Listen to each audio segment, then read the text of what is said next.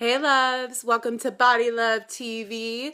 It's December 9th. We're officially in the holiday season for this year, and I've been thinking a lot about binge eating, as I shared with you last week. It's something I've dealt with my whole life, and I know that during the holidays especially, there are so many triggers everywhere, and I personally really have a hard time not falling back into my old cycle of binging and deprivation. So today I just really want to talk with you about some of the ways that I take care of myself during the holiday season, but really during any time of the year in order to stay on track and avoid binge eating. And this is also good stuff for just anybody that deals with body issues in general, whether you like me have struggled with binge eating or you just tend to get a little crazy about your body around the holidays. This video is for you, and I hope these strategies will really help you as they've helped me. So I want to start by saying that if you're struggling with an eating disorder, you should 100% check out nationaleatingdisorders.org. Look to Nita for some really amazing resources.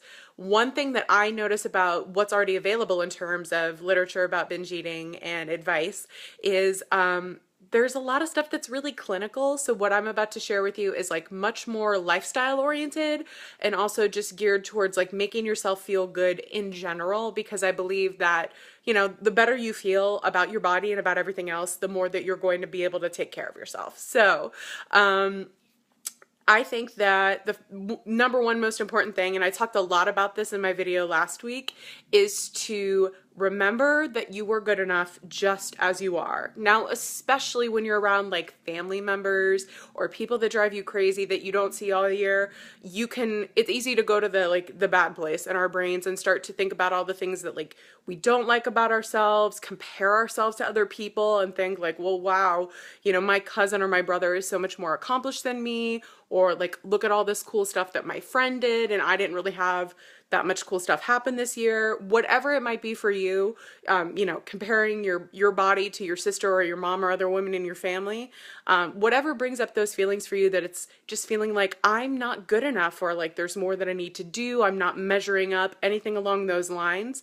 Remind yourself that you are good enough just as you are. There's no point in comparing your journey to other people's, because you are a unique, special snowflake and everything will be fine. Let go of that belief and better feelings will take its place.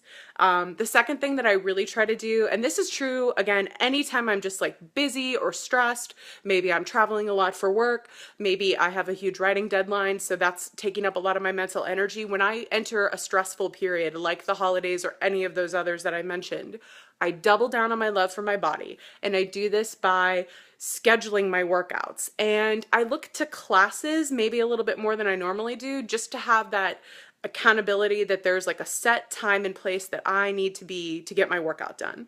Now, this doesn't work for everybody, and you should definitely like stick to your budget or what works for you in your work schedule and taking care of kids and all that. If you can't make it to workout classes, just having a meet up with a girlfriend who works out with you is a great idea, or you can even do virtual check-ins with people who don't live geographically close to you.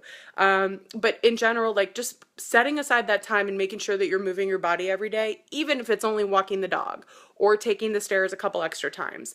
That really helps you put the focus on showing love to your body, because for me, exercise and working out is showing my body love through movement. So when you're putting that emphasis on showing your body love, it's harder for you to get caught up in negative feelings that might lead you to do things like binge. And at least that's been true in my experience. The third thing that I would recommend, the third tip, is take time for stillness.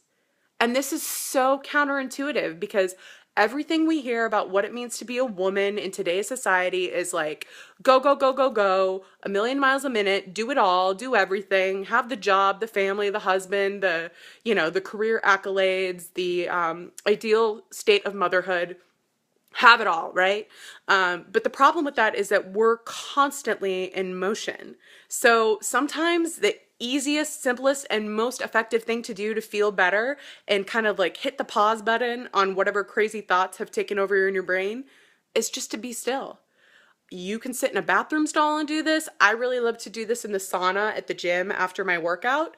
You can do it just by closing the door to your bedroom for a couple minutes, or like in your car, whatever works. And it doesn't have to be like crazy woo-woo, out there meditation stuff. You can just sit for a couple minutes and think about something you're grateful for. Sit for a couple minutes and repeat, I am enough, to yourself over and over again as you breathe in and out.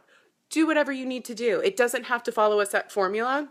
You can just sit and think about the beach for 3 minutes.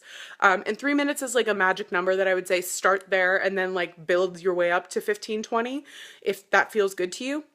But taking that time to be still is like kind of the way you recharge and fill up that tank so that you can go back to all the things you're trying to do around the holidays and like be Santa's perfect little helper and get everything done for the year at work, because we're all trying to clear off a desk so we can go on break. So those are just my 3 main tips. And those again are: remember that you are enough. Double down on your love for your body by showing your body love through movement on the daily, if possible. And then taking some time to be still. So I really hope this works for you in terms of maintaining your sanity around your body and food during the holidays. Again, for me, this is some of the stuff that's helped me overcome my tendency to binge eat. And if you have a comment or an experience that you want to share, please leave it in the comments. And I'll see you next week on Body Love TV. Bye!